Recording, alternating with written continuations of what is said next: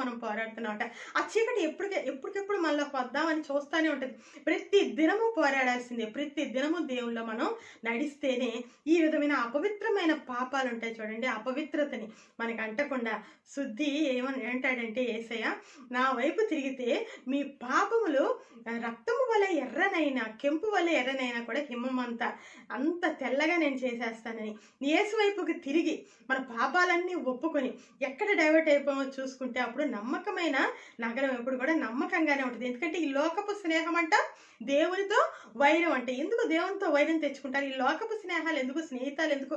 యవ్వనస్తులకు కానీ, యవ్వనస్తులే కాదండి, ఇప్పుడు వృద్ధులు అలాగే నడి వయసు వాళ్ళు కూడా పాపం చేయడానికి అవకాశాలు ఎక్కువ ఉన్నాయని ఎవరి స్థితిలో వాళ్ళు ఎంత చేయగలిగితే అంత పాపంలో కూరుకుపోతున్నారు. కానీ తెలియట్లేదు, వ్యభిచారం అనేది అది ఒక పాపం చేస్తేనే కాదండి, ఇక్కడ మోహపు చూపు తలంపుతోనే అది స్టార్ట్ అయిపోతుంది. నువ్వు వ్యభిచారం అయిపోవడానికి ఈ ఒక్క తలంపు చాలు. నీ హృదయం దేంతో నిండి ఉన్నది ఒకసారి చెక్ చేసుకోండి. ఈ విషయానికి శిక్ష కూడా ప్రకటన గ్రంథంలో మనకి 2వ అధ్యాయంలో 21వ వచనంలో కనిపిస్తుంది.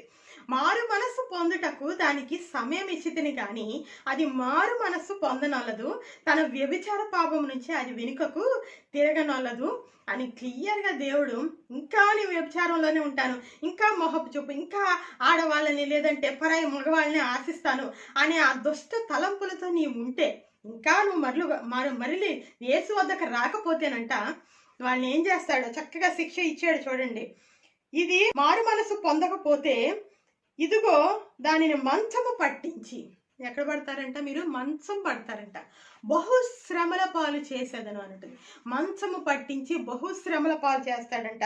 ప్రతి వానికి వాని క్రియల చొప్పున ప్రతిఫలం ఇస్తాడంట. మీరు ఒక విషయం అనుకోవచ్చు, నా 4 గోళ్ల మధ్య చేసే పాపం ఎవరికి కనబట్టలేదు అనుకుంటారా? యేసయ్య ఏం చెప్పాడు?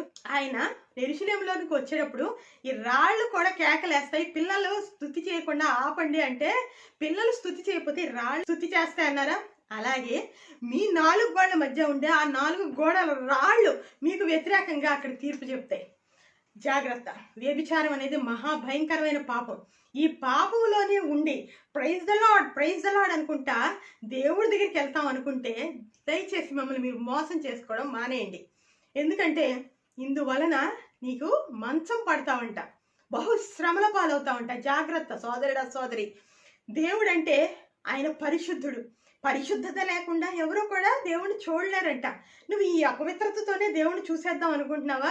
ఈ అపవిత్రతతోనే నువ్వు దేవుడి దగ్గరికి వెళ్ళిపోదాం అనుకుంటున్నావా? ఇలాంటి కలలు మానేసి ఆ వ్యభిచారం అనే పాపం నుంచి, ఆ మోహపు చూపులు అనే పాపం నుంచి నువ్వు బయటికి రా. అప్పుడు